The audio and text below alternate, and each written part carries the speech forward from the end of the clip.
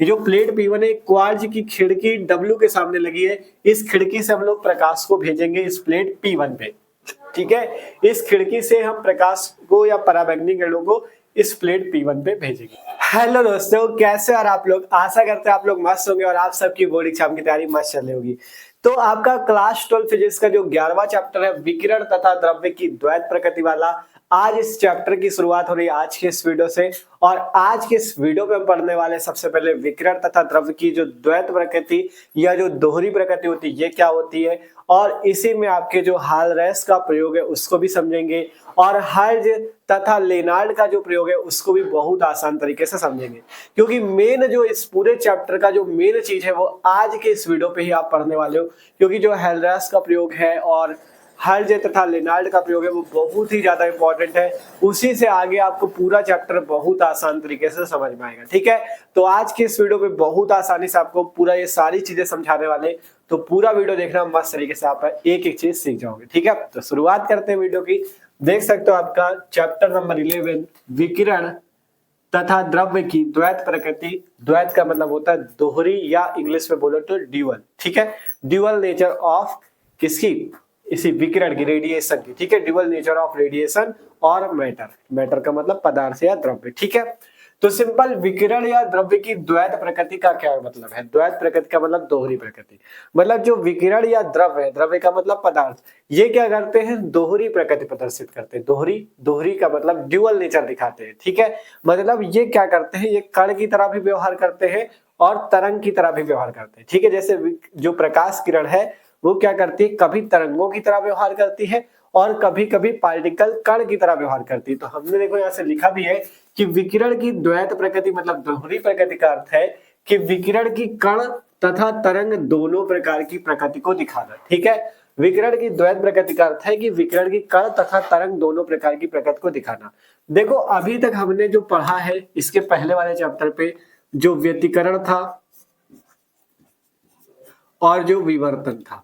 ठीक है, व्यतिकरण विवर्तन पढ़ा है इसके पहले वाले पार्ट पे। उसमें हमने जो प्रकाश है, प्रकाश किरण को हमने तरंग की तरह माना था कि प्रकाश किरण जो है तरंगों की तरह चलती है। उसी में हाइगेंस का सिद्धांत ने सारी चीजें पढ़ी थी कि हाइगेंस ने बताया जब तरंगे निकलती हैं तो माध्यम के कण कंपन करने लगते हैं। ये सब तरंगों को मान के तो किया था। तो ये जो आपकी व्यतिकरण और विवर्तन है इसमें हमने प्रकाश को क्या माना था? तरंग माना था। क्या माना था?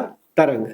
अब इसके बाद जो ये वाला चैप्टर आया विकिरण तथा द्रव्य की द्वैत प्रकृति, इसमें एक घटना है प्रकाश विद्युत प्रभाव की। कौन सी घटना है? प्रकाश विद्युत प्रभाव की। अब जो ये प्रकाश विद्युत प्रभाव की घटना है इसको पढ़ने के लिए, इसको दिखाने के लिए हमें प्रकाश को क्या मानना पड़ा? कण मानना पड़ा। कण का मतलब पार्टिकल। क्या मानना पड़ा? पार्टिकल। ठीक है, प्रकाश को हमें क्या मानना पड़ा? कण मानना पड़ा। क्योंकि प्रकाश को अगर हम तरंग मानते हैं तो हम प्रकाश विद्युत प्रभाव की व्याख्या नहीं कर सकते, और अगर हम प्रकाश को कण मानते हैं तो हम व्यतिकरण और विवर्तन की व्याख्या नहीं कर सकते। इसलिए प्रकाश की दोनों प्रकृति की जरूरत पड़ती है। व्यतिकरण और विवर्तन पढ़ने के लिए तरंग की मतलब प्रकाश को तरंग मान के किया जाता है, इसका मतलब व्यतिकरण और विवर्तन के बारे में इसका उल्लेख, और प्रकाश विद्युत प्रभाव की घटना का उल्लेख करने के लिए प्रकाश को कण मानते हैं।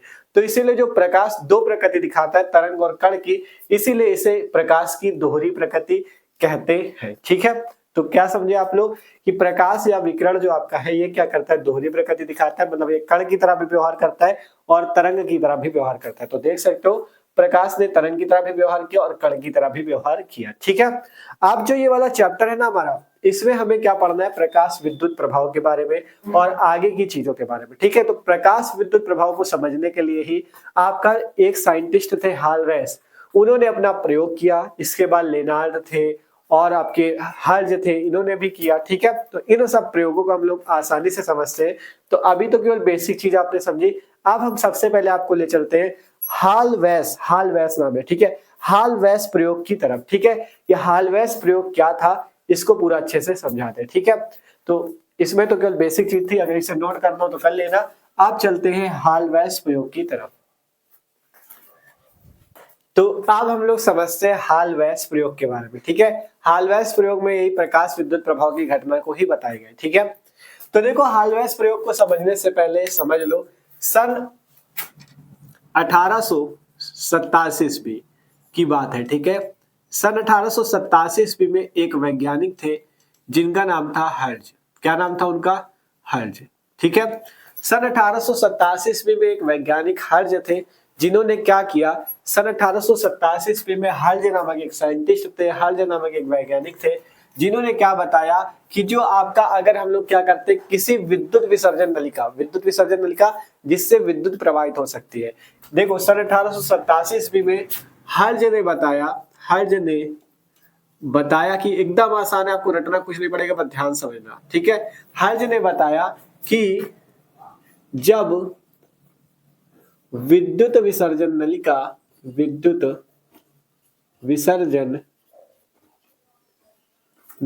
में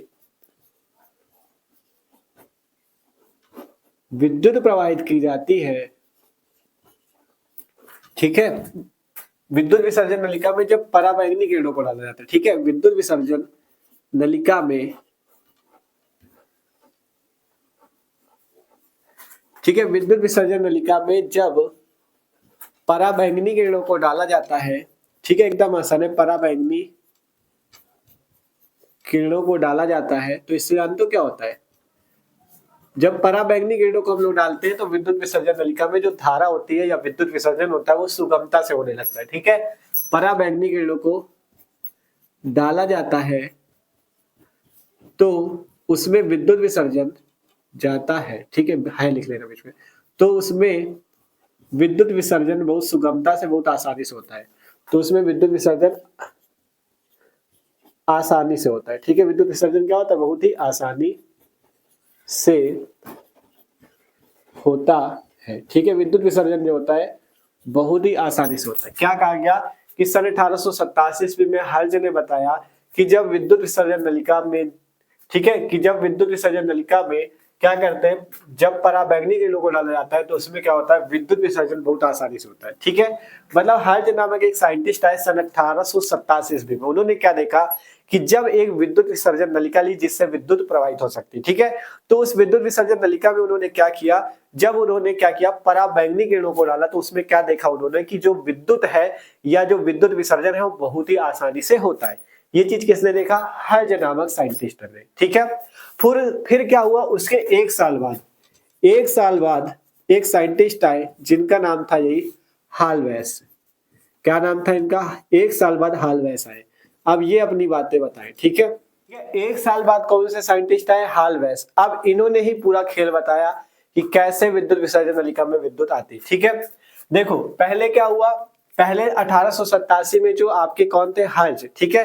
हर्ज नामक साइंटिस्ट ने बताया कि जब विद्युत विसर्जन नलिका की ऋण प्लेट पे, इसमें थोड़ा सा एक शब्द और जोड़ लेना, कि ऋण प्लेट में, ठीक है, कि ऋण प्लेट में, ठीक है, कहा गया कि सन 1887 ईस्वी में हर्ज ने बताया कि जब विद्युत विसर्जन नलिका की ऋण प्लेट में क्या करते हैं, पराबैंगनी किरणों को डाला जाता है तो उसमें विद्युत विसर्जन आसानी से होता है। विद्युत विसर्जन का मतलब विद्युत आसानी से प्रवाहित होती। कब? जब विद्युत विसर्जन नलिका की ऋण प्लेट पे क्या डाला जाता है, ऋण का मतलब माइनस प्लेट पे क्या डाला जाता है, पराबैंगनी किरणों को, तो उसमें विद्युत का विसर्जन बहुत आसानी से होता है। ठीक है। फिर उसके बाद आपके साइंटिस्ट आए एक साल बाद, मतलब 1887 के बाद 1888 ईस्वी में हालवेस नामक साइंटिस्ट आए। इन्होंने इसी जो कहा इन्होंने कि विद्युत विसर्जन नलिका में जो आपका क्या है, विद्युत है या जो विद्युत विसर्जन है बहुत आसानी से होता है, इसको ही उन्होंने बताया। उसको बताने के लिए इन्होंने एक प्रयोग किया जिसके लिए इन्होंने क्या किया, एक निर्वातित बल्ब लिया। ठीक है। इस टाइप से एक निर्वातित बल्ब लिया। ठीक है। इस टाइप से ये एक निर्वात बल्ब लिया जिसके अंदर जस्ते की 2 प्लेट लगाई। इस टाइप से जस्ते की 2 प्लेट लगाई, इस प्लेट को माइनस कहा और इस प्लेट को इन्होंने प्लस कहा। ठीक है। ये जस्ते की 2 प्लेटें हैं और ये आपका निर्वातित एक बल्ब है। ठीक है। अब इसको इन्होंने क्या किया, एक तार के सहारे इस टाइप से जोड़ दिया। ठीक है। तार के सहारे जोड़ दिया और यहाँ पे एक बैटरी लगा दी। ठीक है। यहाँ पे क्या कर दिया, एक बैटरी को लगा दिया, बैटरी का माइनस, ये बैटरी का प्लस। ठीक है।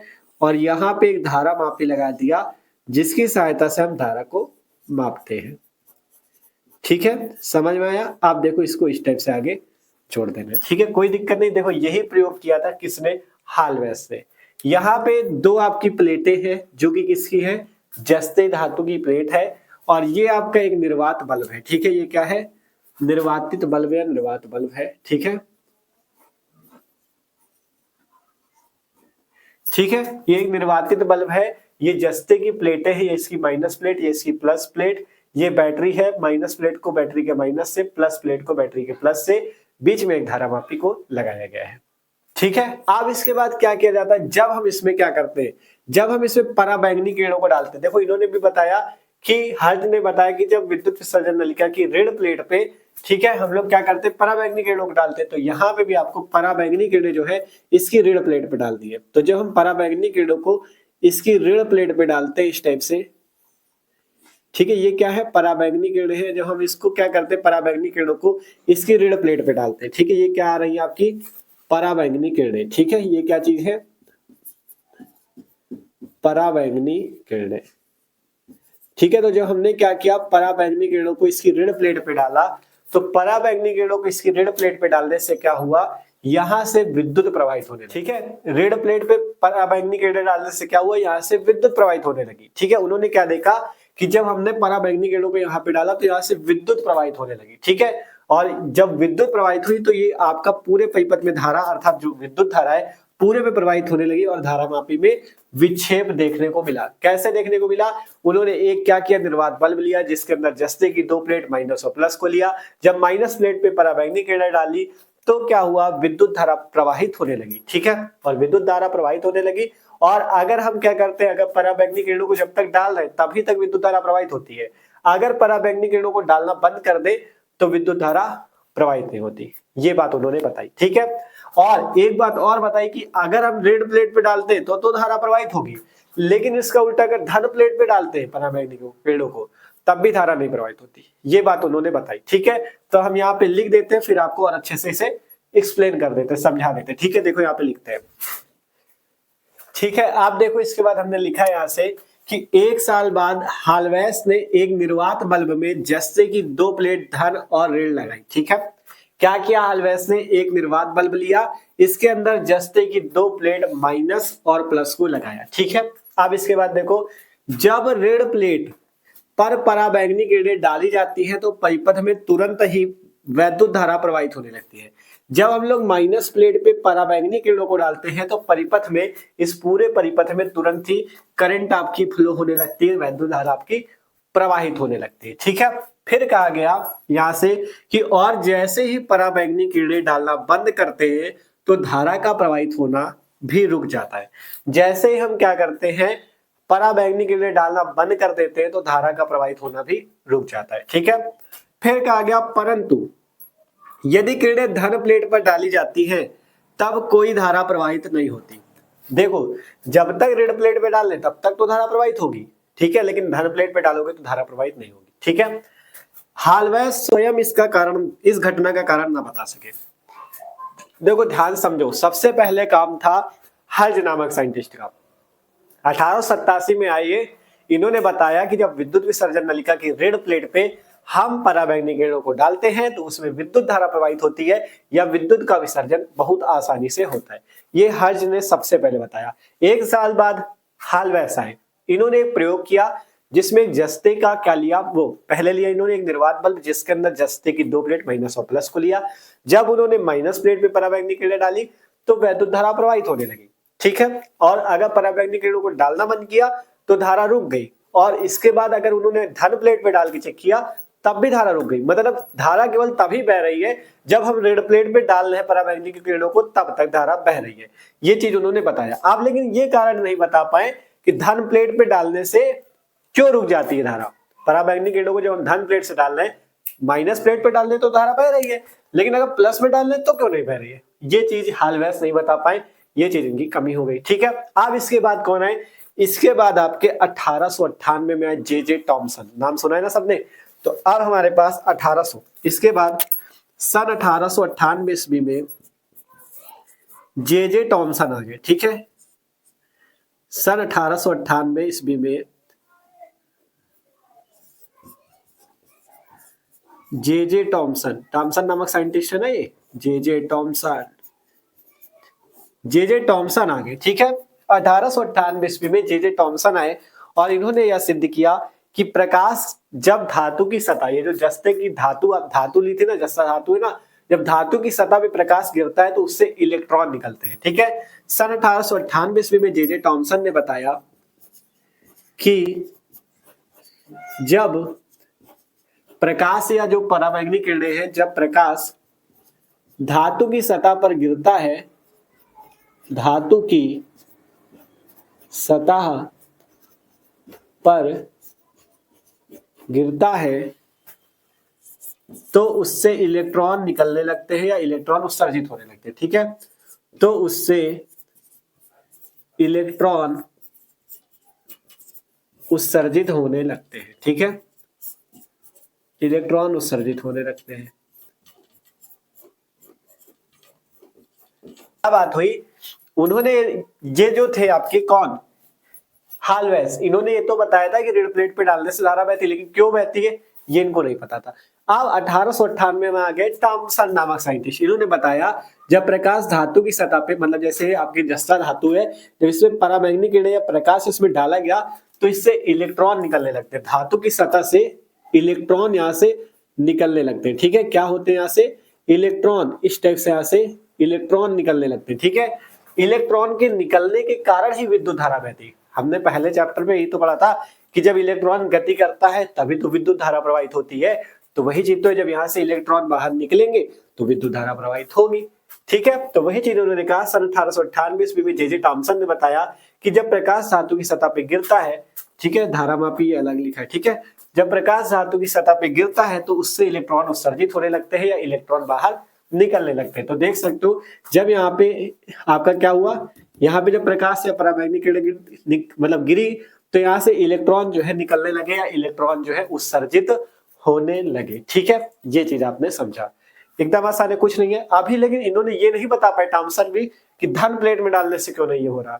तो अब इसके बाद 1900 में आए लेनार्ड नामक साइंटिस्ट। कौन आ गए अब, लेनार्ड। ठीक है, बहुत सारे साइंटिस्टों का योगदान है इस प्रकाश विद्युत प्रभाव की घटना को बताने के लिए। ठीक है, अब इसके बाद 1900 ईस्वी में, सन 1900 ईस्वी में आ गए लेनार्ड। लेनार्ड ने बताया क्या, इन्होंने पूरी बात बता दी। लेनार्ड नामक साइंटिस्ट थे, इन्होंने पूरी बात बता दी क्या ये चक्कर है। उन्होंने बताया लेनार्ड ने कि चलो ऋण प्लेट पे आप प्रकाश डाल रहे हो तो इससे हो क्या रहा है, इलेक्ट्रॉन उत्सर्जित हो रहे हैं। इलेक्ट्रॉन का चिन्ह कैसा होता है, सबको पता है इलेक्ट्रॉन माइनस होता है।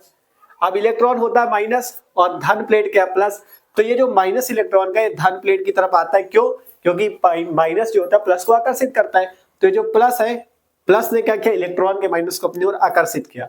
तो जब आकर्षित किया, अपनी ओर खींचा, तो आपका विद्युत धारा प्रवाहित होने लगी। लेकिन जब इसका उल्टा हम धन प्लेट पे डाल रहे हैं, अगर हम प्लस प्लेट पे डाल रहे हैं तो क्या होगा, इलेक्ट्रॉन यहां से उत्सर्जित होंगे और इलेक्ट्रॉन जब यहां से उत्सर्जित होंगे तो इस दिशा में बाहर निकलेंगे और सामने है ऋण प्लेट। ठीक है, इस प्लस प्लेट पे अगर पराबैंगनी किरणें डालोगे तो इससे भी इलेक्ट्रॉन निकलेंगे, लेकिन सामने है माइनस प्लेट और इलेक्ट्रॉन भी माइनस, तो माइनस माइनस एक दूसरे को प्रतिकर्षित करेगा और इलेक्ट्रॉन इसके पास आ ही नहीं पाएंगे, इलेक्ट्रॉन दूर चले जाएंगे।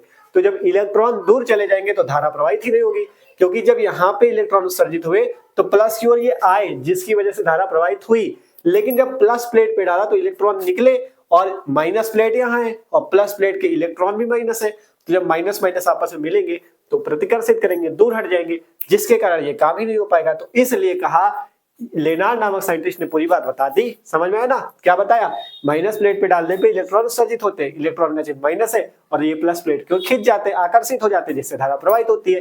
लेकिन प्लस प्लेट पे डालने से इलेक्ट्रॉन तो निकलते हैं लेकिन इलेक्ट्रॉन माइनस होंगे और ये भी माइनस होगा, तो एक दूसरे को प्रतिकर्षित करेंगे, जिससे प्लस प्लेट पे डालने से धारा नहीं बहती, केवल माइनस प्लेट पे डालने से बहती है।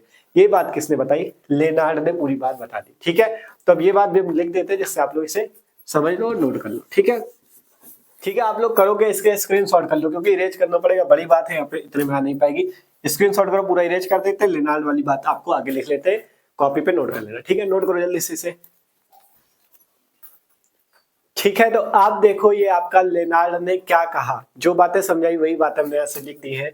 देखो, सन 1900 ईस्वी में लेनार्ड नामक साइंटिस्ट ने बताया कि जब ऋण प्लेट पे, इस माइनस वाली प्लेट पे पराबैंगनी किरणें डाली जाती तो उससे निकलने वाले इलेक्ट्रॉन या उससे निकले इलेक्ट्रॉन धन प्लेट के द्वारा आकर्षित कर लिए जाते हैं, जिससे वैद्युत परिपथ पूरा हो जाता है तथा धारा बहने लगती है। ठीक है, मतलब जब माइनस प्लेट पे पराबैंगनी किरणों को डालते हैं तो ऋण इलेक्ट्रॉन निकलते हैं और ये माइनस इलेक्ट्रॉन इस प्लस की ओर जाते हैं, जिससे आकर्षित हो जाते हैं और आकर्षित होने के कारण परिपथ पूरा हो जाता है और धारा बहने लगती है। बस हो गया, ठीक है। परंतु धन प्लेट पर किरणें डालने से निकले किरणें डालने से निकले इलेक्ट्रॉन, यहां से नोट कर लेना, निकले इलेक्ट्रॉन ऋण प्लेट पर नहीं जाते, ठीक है। क्या चीज? परंतु धन प्लेट पर किरणें डालने से निकले इलेक्ट्रॉन ऋण प्लेट पे नहीं जाते। क्यों नहीं जाते? क्योंकि धन प्लेट से निकले इलेक्ट्रॉन जो होते हैं माइनस होते हैं और प्लेट भी माइनस, तो माइनस माइनस प्रतिकर्षित करता है, इसलिए उसके पास नहीं जा पाते।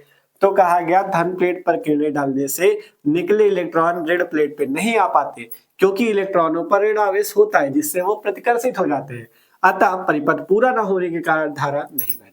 तो इन्होंने पूरा कारण बता दिया कि क्यों आपकी धारा नहीं प्रवाहित होती, ठीक है। तो पूरी बातें आपको समझ में आई। पहले हर्ज नामक साइंटिस्ट है 1887 में, उन्होंने बताया कि विद्युत विसर्जन नलिका की ऋण प्लेट पे जब प्रकाश डाला जाता है या पराबैंगनी किरणों को डाला जाता है तो धारा बहती है या विद्युत विसर्जन आसानी से होता है। इसके बाद 1888 पे कौन आए? हालवेस। उन्होंने क्या बताया कि एक उन्होंने निर्वात बल्ब लिया जिसमें जस्ते की माइनस और प्लस प्लेट को लिया।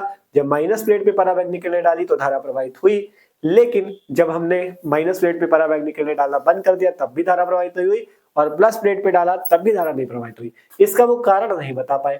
फिर थॉमसन आ गए 1898 में।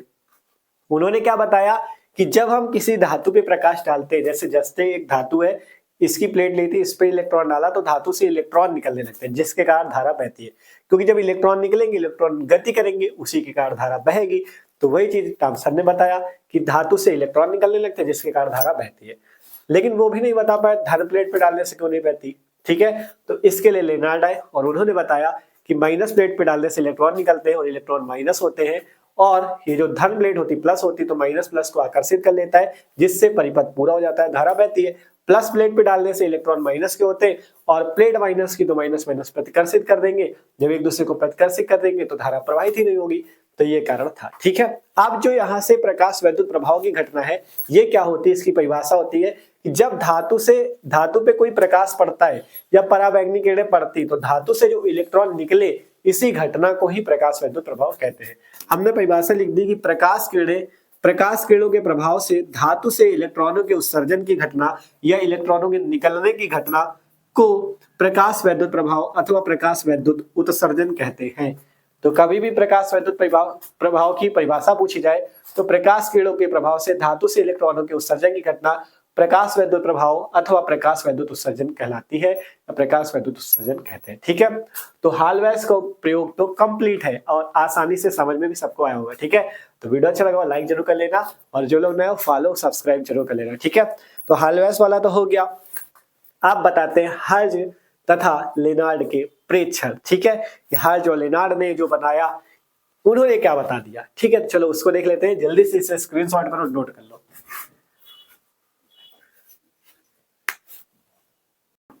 तो आप बात करते हैं हर्ज तथा लेनार्ड के प्रेक्षण। इसमें भी कुछ नहीं है, बहुत आसानी से आप इसे भी समझ जाओगे, ठीक है।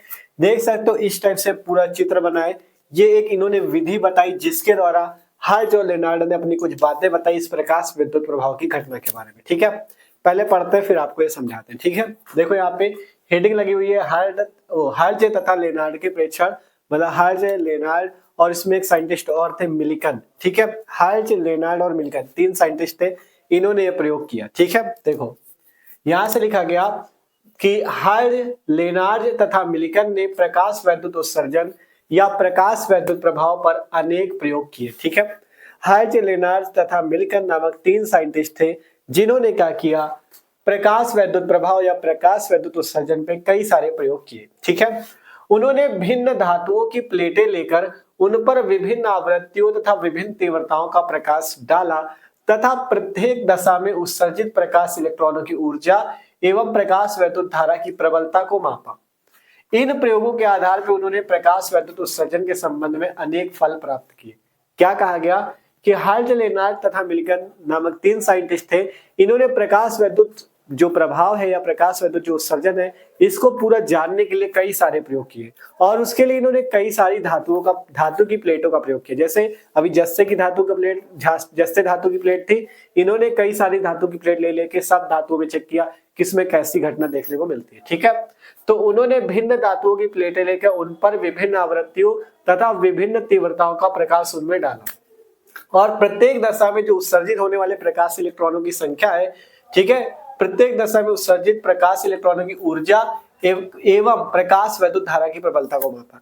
मतलब जब धातु से इलेक्ट्रॉन उत्सर्जित हो रहे थे तो उसमें जो प्रकाश इलेक्ट्रॉनों की ऊर्जा थी, इलेक्ट्रॉनों की जो ऊर्जा थी, इलेक्ट्रॉनों की कौन सी ऊर्जा होती, गतिज ऊर्जा, इलेक्ट्रॉनों की जो ऊर्जा थी और जो प्रकाश वैद्युत धारा थी उसकी प्रबलता को देखा कि किस धातु पे डालने से ज्यादा प्रबल धारा आ रही है, किस में डालने से कम प्रबल आ रही है, ये सब चीज चेक किया। ठीक है, और इन प्रयोगों के आधार पर उन्होंने प्रकाश वैद्युत उत्सर्जन के संबंध में अनेक फल प्राप्त किए। कई सारी बातें बताई, वो आगे समझेंगे, उससे पहले इस चित्र को समझो।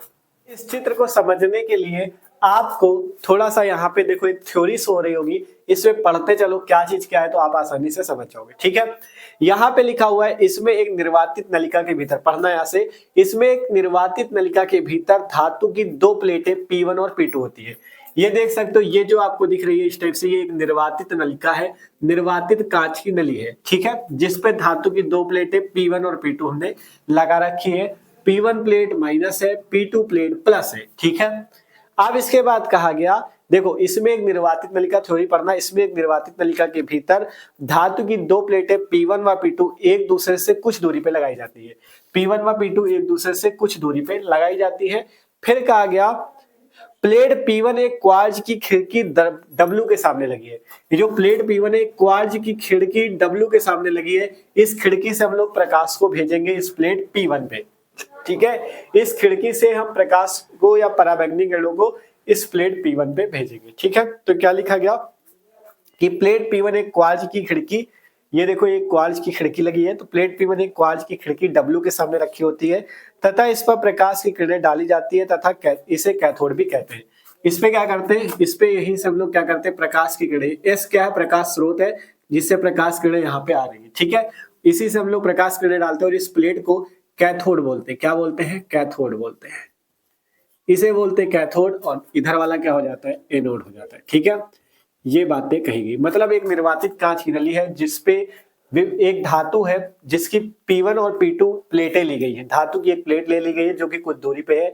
इस P1 के सामने एक क्वार्ज खिड़की W है जिससे प्रकाश को भेजा जाता है, और ये जो प्लेट P1 है, ऋण प्लेट है, इसे कैथोड कहते हैं। ठीक है, फिर इसके बाद है इन प्लेटों का संबंध एक दिक् परिवर्तक तथा अमीटर से तथा विभव विभाजक से किया जाता है। देखो ये जो प्लेटें लगी हुई है ना, ये जो प्लेटें, इनको इस टाइप से एक तार से जोड़ते हुए लाना है, इस वाली प्लेट को इस टाइप से तार से जोड़ते हुए लाना है। यहाँ पे देख सकते हो, यहाँ पे आओगे, यहाँ पे जो आपको ये बना हुआ है इस टाइप से, ठीक है, ये देखो, ये जो यहाँ पे इस टाइप से देख रहे हो बना है इस टाइप से, ये क्या है, दिक् परिवर्तक है। ठीक है, दिक् परिवर्तक का क्या कार्य है, दिक् परिवर्तक से हम लोग क्या कर सकते हैं, इन प्लेटों को बदल सकते हैं, मतलब कैथोड एनोड को हम लोग बदल सकते हैं। ठीक है, इससे जैसे हमें मान लो जिस हिसाब से वैद्युत धारा को परिवर्तित करना होगा उस हिसाब से हम कैथोड एनोड की जगह को बदल सकते हैं इस दिक् परिवर्तक के द्वारा। ठीक है, तो कहा गया यहाँ से क्या चीज कि यहाँ पे दिक् परिवर्तक और अमीटर, ये देखो ये आपका एक माइक्रोमीटर, एक बहुत छोटा मीटर लगाया जाता है, इससे भी धारा को ही मापा जाता है। ये माइक्रोमीटर लगा है और यहाँ पे एक विभव विभाजक लगा है जिससे विभव को कम ज्यादा किया जा सकता है। ठीक है, ये विभव विभाजक लगा है, ये अमीटर है, और ये आपका दिक् परिवर्तक है जिससे हम लोग क्या कर सकते हैं, थोड़े समय के लिए परिवर्तन कर सकते हैं इस एनोड और कैथोड का। ठीक है, ये चीज, तो यहाँ से क्या चीज देखा, इसमें एक निर्वातित नलिका के भीतर धातु की दो प्लेटें P1 और P2 होती है, एक दूसरे से कुछ दूरी पे लगाई गई है। प्लेट P1 एक क्वार्ज की खिड़की के सामने पर, प्लेट P1 एक क्वार्ज की खिड़की W के सामने पड़ती है तथा इस पर प्रकाश की किरणें जब डाली जाती है, ठीक है, इस पे जो प्रकाश की किरणें डाली जाती है, इस प्लेट को ऋण प्लेट या कैथोड भी कहते हैं। ठीक है, फिर कहा गया इन प्लेटों का संबंध एक दिक् परिवर्तक तथा अमीटर से तथा विभव विभाजक से किया जाता है। दिक् परिवर्तक से, अमीटर से तथा विभव विभाजक से किया जाता है। फिर कहा गया इससे प्लेटों के बीच विभवांतर को देखो कहा गया ना, इससे प्लेटों के बीच विभवांतर को परिवर्तित किया जा सकता है। ये जो विभव विभाजक लगाया गया, इसके द्वारा हम लोग प्लेटों के बीच जो विभवांतर है, इन दोनों प्लेटों के बीच विभवांतर, इनको हम लोग क्या कर सकते हैं, कम ज्यादा कर सकते हैं। ठीक है, तो इससे प्लेटों के बीच विभवांतर को परिवर्तित किया जा सकता है तथा विभवांतर की दिशा भी बदली जा सकती है। ठीक है, इससे विभव विभाजक से हम लोग विभव के मान को कम ज्यादा कर सकते हैं और विभवांतर की दिशा को भी बदल सकते हैं। ठीक है, तो ये चीज इन्होंने एक सिस्टम बनाया, एक विधि बनाई, जिसमें धातु की 2 प्लेटें लगाई। इसमें जब यहाँ से प्रकाश डाला गया तो इलेक्ट्रॉन देख सकते हो इस टाइप से निकलने लगे। ये कैथोड प्लेट, ये एनोड प्लेट। यहाँ पे इन्होंने क्या किया, यहाँ पे एक दिक् परिवर्तक लगाया, यहाँ पे आगे एक विभव विभाजक लगा दिया, ये बैटरी लगा दी। क्या है, बैटरी, प्लस माइनस बैटरी का। ठीक है, तो ये इन्होंने एक व्यवस्था बनाई और इससे कई सारे प्रयोग किए और प्रयोग से जो मेन बातें निकाली वही हम आपको यहाँ पे बताएंगे जो हमारे काम की। ठीक है, तो प्रयोग से जो जब इन्होंने प्रयोग किया, इसमें प्रकाश को डाला, इलेक्ट्रॉन उत्सर्जित हुए, तो इससे कई सारी इन्होंने बातें बताई, वो बातें हमें समझना है। ठीक है, देखो यहाँ से कहा गया ना, इन प्रयोगों के आधार पर उन्होंने प्रकाश वैद्युत उत्सर्जन के संबंध में अनेक फल प्राप्त किए। और जो भी थ्योरीज हो रही थी इसको नोट कर लेना, इसके बाद इतने लिखने के बाद वो थ्योरी नोट कर लेना, फिर ये बात है। ठीक है, जिससे आपको इसकी रचना याद रहेगी, क्या चीज क्या है। ठीक है, तो इसको नोट कर लेना। फल प्राप्त किए, कौन कौन से फल प्राप्त किए वो नीचे है। ठीक है, जो फल है आपके पास वो नीचे लगे हुए हैं। ठीक है, तो चलो देखते हैं। पहला फल है हमारे पास, मतलब जो उन्होंने पहली बात देखी इस प्रयोग के द्वारा, कहा कि प्रकाश इलेक्ट्रॉनों के उत्सर्जन की दर आपतित प्रकाश की तीव्रता के अनुक्रमानुपाती होती है। पहली बात उन्होंने बताई कि जो प्रकाश इलेक्ट्रॉनों के उत्सर्जन की दर है, दर का मतलब जो प्रकाश इलेक्ट्रॉन धातु की सतह से उत्सर्जित हो रहे हैं, उसकी जो स्पीड है, उसकी जो दर है, वो प्रकाश की तीव्रता के अनुक्रमानुपाती होती है। ठीक है, अनुक्रमानुपाती का मतलब होता है कि अगर आप, जैसे कहा गया प्रकाश की तीव्रता के अनुक्रमानुपाती क्या है, इलेक्ट्रॉनों के उत्सर्जन की दर। तो अगर आप प्रकाश की तीव्रता को बढ़ाते हो तो आपका अनुक्रमानुपाती का ये मतलब है कि अगर प्रकाश की तीव्रता बढ़ेगी तो इलेक्ट्रॉनों के उत्सर्जन की दर अर्थात इलेक्ट्रॉनों के उत्सर्जन की स्पीड भी बढ़ेगी, और अगर प्रकाश की तीव्रता घटेगी तो इलेक्ट्रॉनों के उत्सर्जन की दर भी घटेगी। अनुक्रमानुपाती का ही मतलब, तीव्रता बढ़ाओ उत्सर्जन की दर बढ़ेगी, तीव्रता घटाओ उत्सर्जन की दर घटेगी। ठीक है, तो पहली बात उन्होंने देखी कि प्रकाश इलेक्ट्रॉनों के उत्सर्जन की दर, जो स्पीड है उसकी प्रकाश इलेक्ट्रॉनों के उत्सर्जन की, वो आपतित प्रकाश की तीव्रता के अनुक्रमानुपाती होती है। मतलब जैसे प्रकाश की तीव्रता बढ़ाई जाती है वैसे इलेक्ट्रॉनों की उत्सर्जन की दर बढ़ जाती है, और जैसे तीव्रता घटाई जाती है वैसे इलेक्ट्रॉनों की उत्सर्जन की दर भी घट जाती है। ठीक है, फिर इसके बाद इन्होंने बताया कि प्रकाश इलेक्ट्रॉनों की अधिकतम गतिज ऊर्जा तथा निरोधी विभव प्रकाश की तीव्रता पर निर्भर नहीं करते। जो प्रकाश इलेक्ट्रॉनों की गतिज ऊर्जा होगी, ठीक है, जो प्रकाश इलेक्ट्रॉनों की ऊर्जा, जो गतिज ऊर्जा होगी, और जो निरोधी विभव होगा, वो प्रकाश की तीव्रता पर निर्भर नहीं करते। ठीक है, निरोधी विभव क्या है, परिभाषा नीचे अभी पढ़ा देंगे, अभी बस ये समझ लो कि प्रकाश इलेक्ट्रॉनों की अधिकतम गतिज ऊर्जा तथा निरोधी विभव प्रकाश की तीव्रता पे निर्भर नहीं करते। तीव्रता पे निर्भर क्या करता है, तीव्रता पे केवल यही निर्भर करता है कि आपका जितना, मतलब तीव्रता जो होती है इलेक्ट्रॉनों के उत्सर्जन की दर की बराबर होती है, मतलब अनुक्रमानुपाती होती है। तीव्रता बढ़ेगी उत्सर्जन की दर बढ़ेगी, तीव्रता घटेगी उत्सर्जन की दर घटेगी, लेकिन ये आपका गतिज ऊर्जा और निरोधी विभव पे कोई भी फर्क नहीं डालती कि तीव्रता ज्यादा है कि कम। ठीक है, ये बात है। ठीक है, तीसरी बात यहां से कि प्रकाश की आवृत्ति जितनी अधिक होगी गतिज ऊर्जा भी उतनी ही अधिक होगी। ठीक है, प्रकाश की आवृत्ति जितनी अधिक होगी गतिज ऊर्जा भी उतनी ही अधिक होगी। मतलब तीव्रता घटने बढ़ने से गतिज ऊर्जा में फर्क नहीं आता, लेकिन अगर आवृत्ति प्रकाश की घटती बढ़ती है तो गतिज ऊर्जा भी बदलेगी। अगर देखो कहा गया ना, प्रकाश की आवृत्ति अगर अधिक होगी तो गतिज ऊर्जा भी अधिक होगी, और अगर आवृत्ति कम होगी तो गतिज ऊर्जा भी कम हो जाएगी। ठीक है, तो प्रकाश की आवृत्ति जितनी अधिक होगी गतिज ऊर्जा भी उतनी ही अधिक होगी। तो ये बातें बताई। पहला, प्रकाश इलेक्ट्रॉनों के उत्सर्जन की दर तीव्रता के अनुक्रमानुपाती होती है, तीव्रता पे गतिज ऊर्जा और निरोधी विभव निर्भर नहीं करते, तीव्रता पर घटाने बढ़ाने से इन पे कोई फर्क नहीं पड़ता। तीसरी बात कि जो गतिज ऊर्जा है वो आवृत्ति बढ़ाने से, प्रकाश की आवृत्ति बढ़ाने से बढ़ती है। ठीक है, आप निरोधी विभव की परिभाषा पढ़ लो, याद कर लेना इसको भी, क्योंकि निरोधी विभव की परिभाषा भी एक नंबर पे पूछी जाती है। और ये जो प्रेक्षण थे और जो हाल्वेस का प्रयोग था, सभी इंपॉर्टेंट है, पूछे जा सकते हैं। ठीक है, निरोधी विभव क्या समझ लेते हैं।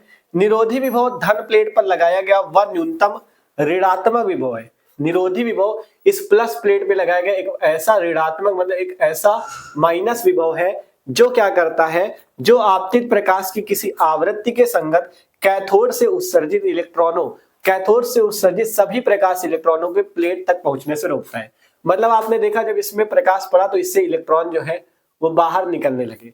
अब ये जो आपका निरोधी विभव V है, ये आपका इसे VO से प्रदर्शित करते हैं, निरोधी विभव को VO से प्रदर्शित करते हैं।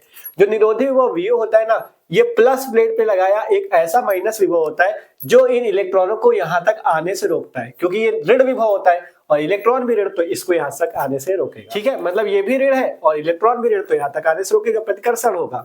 तो यही चीज है कि निरोधी विभव धन प्लेट पे लगाया गया ऐसा ऋणात्मक विभव है जो कि आपका, जो कि क्या करता है, ठीक है, निरोधी विभव धन प्लेट पे लगाया गया वह न्यूनतम ऋणात्मक विभव है जो आपतित प्रकाश की किसी आवृत्ति के संगत किसी कैथोड से उत्सर्जित इलेक्ट्रॉनों के जो सभी इलेक्ट्रॉन है उनको प्लस प्लेट तक आने से रोकता है। तो यही आपका निरोधी विभव होता है, ये माइनस का होता है और इसे VO से प्रदर्शित करते हैं। आगे लिख लेना, इसे VO से प्रदर्शित करते हैं। तो ये निरोधी विभव की परिभाषा है। ठीक है, तो सिंपल से आज के इस वीडियो में हमने समझा प्रकाश वैद्युत प्रभाव की पूरी घटना को। ठीक है, कि कैसे घटना होती है, हल्क तथा लेनार्ड के प्रेक्षण और हाल्वेस का प्रयोग। ठीक है, आज के इस वीडियो पे इतना ही रहने देते हैं।